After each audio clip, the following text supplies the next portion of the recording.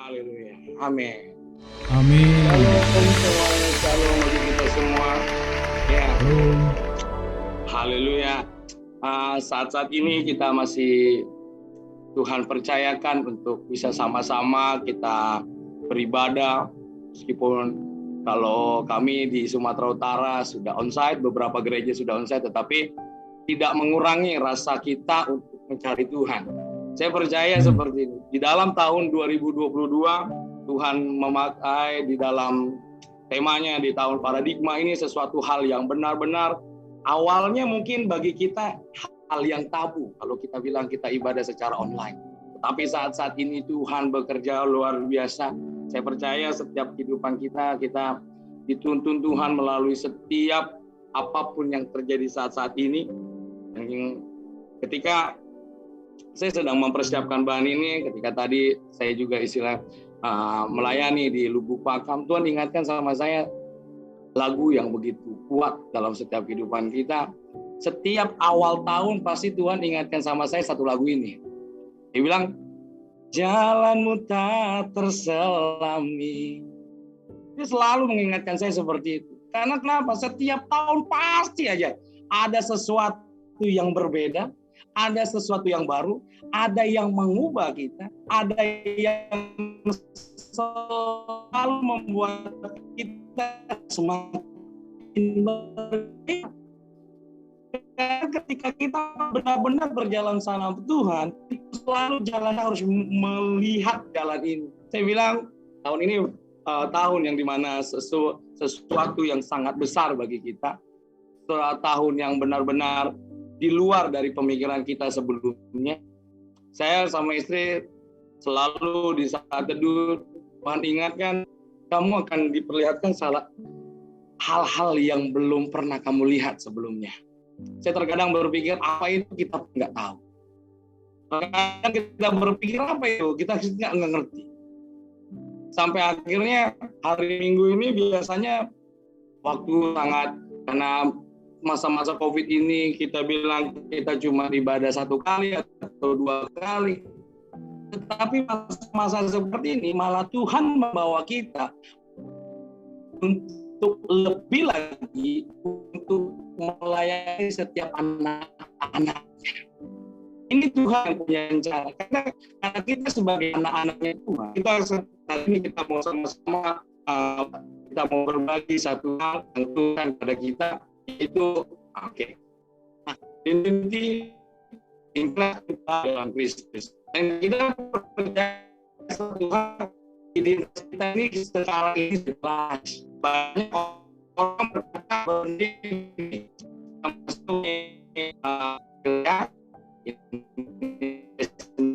sendiri, istri saya anak saya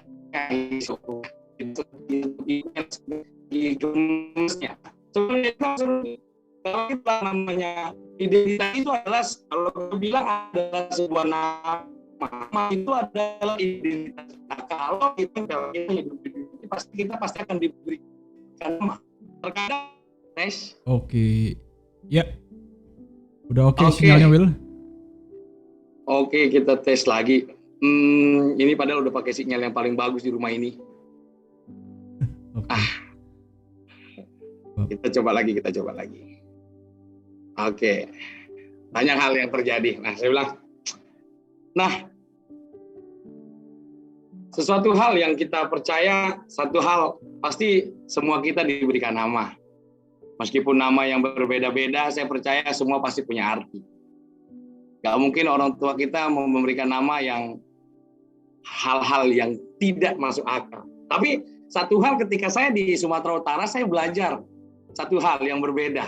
Adalah ini, saya mempunyai istri dari orang Batakaro.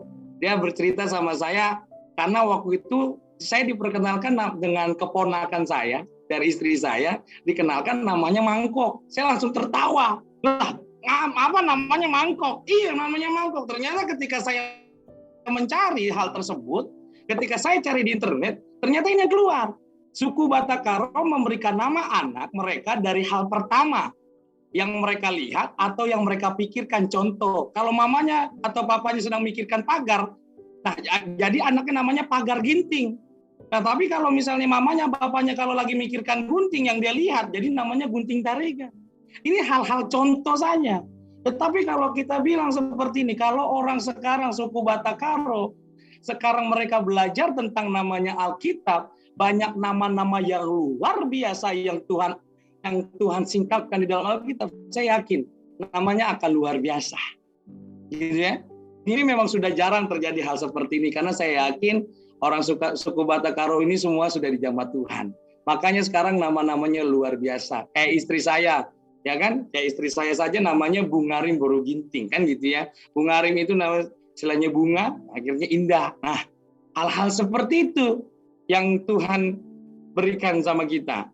Nah, makanya dari sini adalah kalau kita lihat lagi identitas nasional adalah merupakan istilah yang terdiri dari dua kata, yaitu identitas dan nasional. Secara harfiah, identitas adalah ciri-ciri jati diri atau tanda yang melekat pada seseorang atau sesuatu yang berguna untuk membedakannya dengan sesuatu yang lain. Saya yakin ketika kita masuk Filipina, kita memberikan password yang password WNI, kan seperti itu. Dan jadi di situ sudah tahu bahwa kita ini adalah orang Indonesia tanpa harus ditanya berulang-ulang, karena identitas kita adalah orang Indonesia. Nah, sebelum kita masuk lebih lagi, kita yakin dan percaya satu hal, bahwa saat-saat ini Tuhan sedang bekerja dalam setiap kita supaya kita mengerti siapa identitas kita sesungguhnya. Bukan kita hanya sekedar ada di dunia ini hanya untuk memperlengkapi bumi atau hanya memenuhi bumi, tetapi saya yakin dan percaya Tuhan punya rencana atas setiap kehidupan kita. Karena kenapa? Karena Tuhan sudah memilih kita. Karena Tuhan sudah menetapkan dalam setiap kehidupan kita untuk kita mempunyai identitas yang sesungguhnya. Nah, di sini saya mau berbagi bagi kita semua. Kita lanjut di sini. Nah, sangat lagi tadi. Nah, di sini kalau kita lihat sama-sama, kalau kita identitas kita ketika kita menjadi orang yang namanya orang Kristen, katakan di sini, ketika kita mengerti identitas kita sebagai anak Allah, maka kita tidak lagi akan diperhamba oleh apa yang berasal dari dunia. Sebelum kita diangkat anak oleh Tuhan, kita dibawa perbudakan. Nah, di sini ada rasa takut, rasa malu, tidak layak, dan perasaan yatim piatu adalah buah dari adanya perbudakan. Iblis menaruh roh perbudakan ini di dalam orang yang tidak mengenal identitasnya sebagai anak-anak Bapa di surga. Nah, dosa yang diwarisi Adam menjadi roh perbudakan berkuasa atas kita. Dan di sini akhirnya Tuhan sedang mengajarkan kita sangat-sangat kuat dalam setiap kehidupan kita. Yang pertama, kita harus mengenal dulu identitas kita siapa. Gitu ya. Nah, di sini kita belajar ada satu hal. Kalau kita buka sama-sama Alkitab kita, saya yakin kalau kita Zoom ini pasti kita sudah mempersiapkan Alkitab kita sama-sama. Gitu ya. Jadi kalau kita buka sama-sama di 2 Korintus 5 ayat 17, kita dalam hati kita meskipun kita di mute, tapi kita bisa untuk membaca Alkitab kita meskipun tidak kedengaran, tetapi Tuhan tahu. Jadi saya mau bagikan kepada kita adalah 2 Korintus 5 ayat 17 berkata demikian. Jadi siapa yang ada di dalam Kristus, ia adalah ciptaan baru, yang lama sudah berlalu, sesungguhnya yang baru sudah datang. Ini saya yakin bahwa ketika kita menerima Tuhan Yesus, pasti firman ini sudah dibagikan kepada kita. Siapapun itu pendetanya. Karena kita yakin adalah kita harus tahu bahwa ketika kita dipilih sama Tuhan, Tuhan sedang mau memberikan kepada kita itu adalah sesuatu yang baru. Hal-hal yang baru dalam setiap kehidupan kita. Saya yakin dalam setiap kehidupan kita, ketika saya belajar tentang satu hal seperti ini. Saya dilahirkan dari keluarga yang puji Tuhan sempurna, ada mama, ada papa, ada adik semua. Tetapi di dalam kehidupan saya, ada peristiwa-peristiwa yang Tuhan izinkan sehingga terjadi di dalam setiap kehidupan saya. Dan akhirnya saya mengerti satu hal, bahwa peristiwa-peristiwa tersebut mengajarkan saya untuk sampai saat ini saya mengerti satu hal. Tuhan menuntun saya untuk saya mengerti bahwa penyertaan Tuhan itu sempurna. Yang menuntun saya adalah Tuhan itu sendiri, bukan orang lain. Di sini makanya Tuhan di dalam lagu tersebut adalah penyertaanmu sempurna. Tuhan berkata, penyertaanmu sempurna. Apapun kondisi kita saat ini, mau orang tua kita dilahirkan mungkin dari anak yatim piatu, mungkin kita dilahirkan dari, maaf kata kasarnya, dari hubungan gelap, atau apapun itu. Tapi saya mau ingatkan kepada kita satu hal. Itu cuma hanya sebagai latar belakangmu. Tetapi sekarang ketika kita sudah menerima Tuhan, Tuhan mau mengajarkan kita untuk tidak kembali ke masa lalu, tapi kita untuk menjadi ciptaan yang baru. Kalau dulu mungkin aku dari anak yang namanya dari hubungan gelap, tetapi sekarang Tuhan sudah angkatmu untuk menjadi anaknya, dan engkau sudah dijadikan anak-anaknya terang. Engkau bukan lagi sesuatu hal yang hina, tetapi engkau sudah diangkat Tuhan. Makanya apa? Kita disembuhkan, kita diterima, kita dibebaskan dari dosa. Ini adalah identitas kita ketika kita bersama dengan Tuhan. Makanya kita ini sekarang Tuhan bawa untuk kita menuju satu hal, yaitu kehidupan yang baru. Ketika saya berjalan bersama dengan Tuhan, banyak tantangan, banyak problema, banyak sesuatu hal-hal yang tidak saya sangka-sangka itu terjadi dalam kehidupan saya. Tetapi yang Tuhan ajarkan kepada saya satu hal, bagaimana Tuhan mau membawa saya ke level demi level yang berikutnya. Saya pun terkadang tidak mengerti apa maksud Tuhan dengan apa yang terjadi dalam kehidupan kami. Ketika kami setelah menikah tahun 2020 memasuki tahun 2021, baru masuk tahun 2021 ternyata guncangan sudah mulai ada. Yaitu ketika kami menikah ternyata sesuatu hal yang terjadi dan mengharuskan kita memikirkan bagaimana caranya, bagaimana saya harus menghidupi istri saya. Tetapi ketika kami berserah di waktu itu, yang Tuhan ingatkan sama saya seperti ini. Aku tidak akan pernah meninggalkan engkau. Aku selalu yang bersama-sama dengan engkau. Di situ akhirnya apa? Bukan kita berdoa kita cari berkat, tetapi ketika kita berdoa mencari Tuhan Yesus, maka disitulah Tuhan Yesus akan mengirimkan berkat yang secara tidak pernah masuk akal. Saya selalu diajarkan seperti itu. Makanya dia bilang, satu hal firman Tuhan yang selalu saya ingat adalah carilah dahulu kerajaannya, maka segala isinya pasti Tuhan akan cukupkan. Saya selalu berdoa, apakah benar firman ini nyata bagi kehidupan saya? Ternyata ketika saya menjalaninya, ketika saya menghidupinya, dan itulah yang terjadi di dalam setiap kehidupan saya. Saya percaya kalau kita dengar lagu yang saat-saat ini lagi tren, Tuhan tahu dia. Sampai saat lagunya, perhatikan bunga bakung di ladang. Istilahnya, tanpa kita atur pun Tuhan juga pelihara. Makanya kalau burung-burung pipit di udara aja Tuhan pelihara, apalagi kita yang udah identitasnya adalah anak-anaknya Tuhan. Saya bilang, Tuhan, begitu besar dan begitu luar biasanya Engkau sedang mengajarkan kami untuk kita sama-sama melangkah di tahun 2022 ini, di tahun yang sangat-sangat besar, yaitu adalah tahun-tahun pengorbanan. Saya yakin, saya melihat tahun paradigma ini adalah tahun-tahun banyaknya kita bakal berkorban lebih besar daripada tahun sebelumnya. Karena kenapa? Karena pikiran kita akan pasti lebih banyak. Kenapa kok boleh begini? Kenapa boleh begitu? Kenapa bisa begini? Kenapa bisa begitu? Pasti kita akan berpikir lebih banyak dan itu pasti akan menguras tenaga kita. Bukan hanya tenaga kita, bukan hanya pemikiran kita, pasti dana kita juga, pasti waktu kita juga. Pasti banyak hal yang Tuhan sedang kerjakan dalam kita saat-saat ini. Karena kita masuk di dalam paradigma yang baru. Pasti akan banyak hal yang kita kerjakan. Tuhan Ketika terkadang kita belajar kenapa hal ini bisa terjadi. Tetapi yang Tuhan ingatkan sama kita satu hal seperti ini. Ini Tuhan sedang mengajarkan kepada saya satu hal seperti ini. Di 2 Tawarik 29 ayat 3 berkata seperti ini. Ketika waktu itu istri saya hamil ketika 6 bulan, saya tidak tahu waktu itu jenis kelaminnya apa. Karena waktu itu dana kami terbatas dan akhirnya kami nggak bisa 4D, kami yang biasa-biasa aja. Jadi belum tahu 100% bahwa apakah itu laki-laki atau perempuan. Tetapi ketika kami sedang berdoa, kita mencari nama, Tuhan berkata seperti ini. Pada tahun pertama, pemerintahnya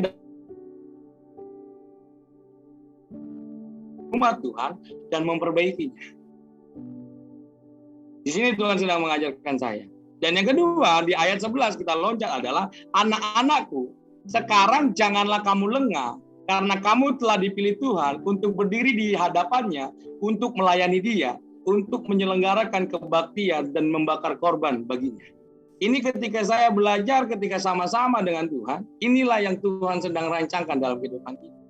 Dan yang ketiga di ayat 36, ketika istri saya sudah hamil 8 bulan, ketika kami waktu itu punya dana dan kami tes yang namanya 4D, dan disitulah akhirnya keluar jenis kelamin lainnya adalah laki-laki. Dan Tuhan memberikan sebuah nama adalah Hizkia. Dan seluruh rakyat bersukacita akan apa yang telah ditetapkan Allah bagi bangsa itu, karena hal itu terjadi dengan tak disangka-sangka. Di ayat 2-nya berkata begini, ia melakukan apa yang benar di mata Tuhan, tepat seperti yang dilakukan Daud, bapa leluhurnya. Inilah yang Tuhan ajarkan kepada saya. Dan akhirnya ketika Tuhan ajarkan saya untuk menerima nama tersebut, ternyata saya baru tahu. Di 2 Tawarik 31 ayat 21 berkata demikian, firman Tuhan. Dalam setiap usaha yang dimulainya untuk pelayanannya terhadap rumah Allah dan untuk pelaksanaan Taurat dan perintah Allah, ia mencari Allahnya. Semuanya dilakukannya dengan segenap hati, sehingga segala usahanya berhasil. Saya yakin dan percaya kita semua anak-anak Tuhan dan kita sudah mengerti apa yang harus kita kerjakan. Yang pertama adalah kita dalam setiap usahanya yang dimulainya untuk pelayanannya terhadap rumah Allah. Yang kedua adalah untuk pelaksanaan Taurat dan perintah Allah. Dan yang ketiga adalah ia mencari Allahnya. Jadi yang pertama adalah apa? Kita menjadi orang-orang yang benar-benar mencintai Tuhan apa adanya. Dan sini Tuhan mengajarkan kepada kita bahwa kalau kita sudah diangkat anak-anaknya, maka yang lihat ayat 11 dikatakan, anak-anakku sekarang jangan kamu lengah, karena kamu tahu dipilih Tuhan untuk berdiri di hadapannya untuk melayani Dia.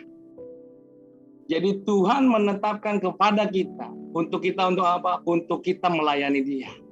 Saya yakin semua yang ada di tempat ini kita sudah yakin dan percaya bahwa kita adalah identitasnya Tuhan. Kata melayani Dia itu bukan hanya di sebuah gereja, tetapi di saat-saat COVID ini kau bisa untuk menguatkan orang lain, kau bisa untuk semangatkan orang lain, kau bisa berdoa untuk mereka. Saat-saat ini Tuhan sudah membuka ladang-ladangnya Tuhan untuk kita bisa masuk sama-sama untuk melayani saudara-saudara kita. Dan yang selanjutnya, Tuhan berkata demikian. Nah, inilah dampak identitas baru dalam hidup kita.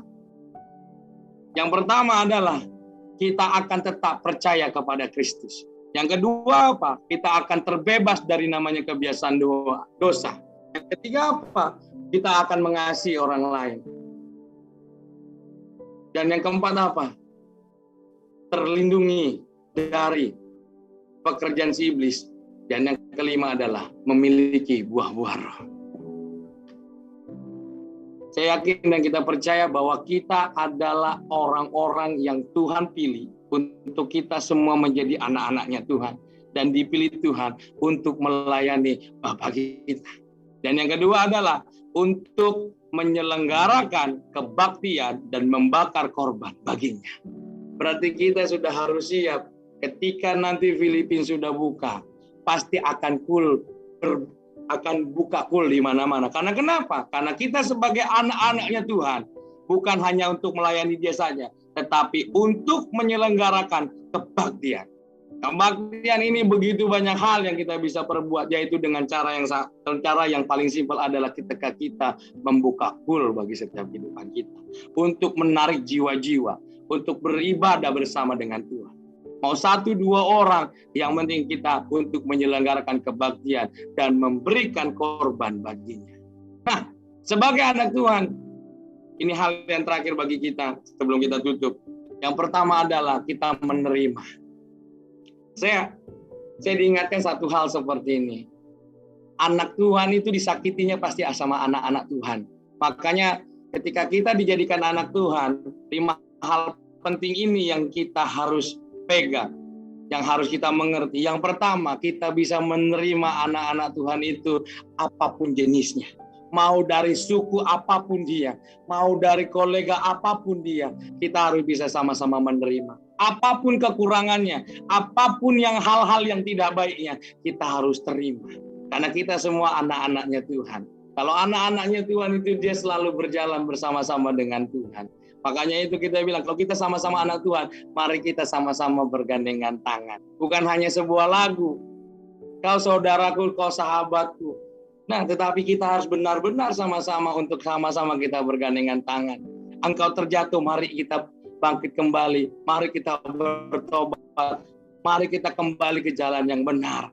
Dan yang kedua, kita sama-sama mengerti bahwa ini semua yang kita lakukan hanya untuk melayani Tuhan, bukan untuk kerajaan kita di dunia, bukan hebat kita, bukan karena nama besar kita, bukan karena nama gereja kita, tetapi kita mengerti bahwa kita ini adalah anak-anaknya Tuhan, yang dipilih Tuhan untuk menjadi seseorang untuk melayani Tuhan dan membuka kebaktian dan menyiapkan korban bakaran bagi Tuhan. Dan yang ketiga, kita harus lebih banyak mendengarkan suara Tuhan. Dan kita juga harus lebih banyak mendengarkan sesama kita, anak-anak Tuhan. Terkadang ketika kita sudah dewasa, aku udah jabatannya sudah lebih tinggi, kau masih kecil, kau nggak ngerti apa-apa. Tapi saya mau katakan kepada kita, kalau dia anak Tuhan, Tuhan berbicara kepada dia untuk memberitakan kebenaran kepada kita. Apapun caranya. Makanya dari itu adalah, mari kita mau belajar untuk mendengar-dengar sama Tuhan, kepada anak-anaknya Tuhan. Saya percaya Tuhan bisa pakai siapa saja untuk memberitakan kasih-Nya atas kita. Makanya terkadang orang Kristen kalah sama orang dunia. Karena kenapa? Disangkanya, kenapa orang itu bisa lebih besar kasih-Nya? Saya mau katakan, Tuhan bisa pakai siapa saja untuk menentukan kasih-Nya yang Tuhan berikan kepada kita. Kita sangka, wah ini dia lebih enak, tapi kita harus mengerti, Tuhan bisa pakai siapa saja. Dan yang keempat, kita sama-sama harus mendorong satu dengan yang lain. Ketika kita lihat satu orang lagi jatuh, mari kita angkat dia. Ayo terus cari Tuhan, terus cari Tuhan. Karena mungkin dunia ini membutakan kita. Mungkin pelayanan ini membosankan kita. Tetapi saya mau percaya, katakan kepada kita semua, orang yang setia akan melihat janji-janji Tuhan. Orang yang setia sampai akhir, dia adalah orang yang akan mencari Tuhan. Yang akan melihat kuasa Tuhan dalam setiap kehidupan kita. Jangan kita melihat kesalahannya, jangan kita lihat kelemahannya, tetapi mari kita mau semangatkannya. Ayo kita terus berjalan, ayo kita terus bergandengan tangan, karena kita percaya satu hal, kita dipilih Tuhan untuk kita melakukan hal tersebut. Dan yang terakhir adalah, mari kita mau sama-sama belajar untuk mengampuni. Terkadang banyak hal yang terjadi, kita nggak bisa menerima dia, kita nggak bisa mengerti dia, kita nggak bisa mendengar dia, kita nggak bisa mendorong dia. Tapi kita juga yang paling parahnya adalah kita tidak bisa mengampuni. Kalau kita semua anak-anak Tuhan, Tuhan Yesus saja lebih dahulu mengampuni kita. Dan saya yakin kepada kita, Tuhan juga mengajarkan kita untuk lebih dan lebih dan lebih untuk kita mengampuni siapapun yang salah. Terkadang kalau kita melihat firman Tuhan 70 kali 7 kali 70 pun kita tidak mengerti. Kenapa saya harus melakukan itu? Tetapi ketika kita melakukan, ternyata di situ saya baru tahu, ada roh sukacita yang begitu besar dalam setiap kehidupan kita. Mungkin ini firman yang bisa saya bagikan bagi kita semua pada malam hari ini. Amen. Dan ini yang terakhir adalah, di sini adalah anak Allah dan bait Allah dikatakan seperti ini. Kita harus mengerti satu hal. Tetapi semua yang menerimanya diberinya kuasa supaya menjadi anak Allah, yaitu mereka yang percaya di dalam nama-Nya. Jadi saya yakin kita semua harus di sini sama-sama percaya. Yang kedua adalah, tidak tahukah kamu bahwa kamu adalah bait Allah dan bahwa Roh Allah diam di dalam kamu. Dan inilah yang Tuhan sedang mau ajarkan kepada kita supaya kita sama-sama mengerti apa yang Tuhan ajarkan dalam setiap kehidupan kita. Saya yakin ketika kita percaya kita adalah anak Tuhan, maka kita pun semuanya kita mengerti juga bahwa tubuh kita adalah bait Allah. Amin. Ini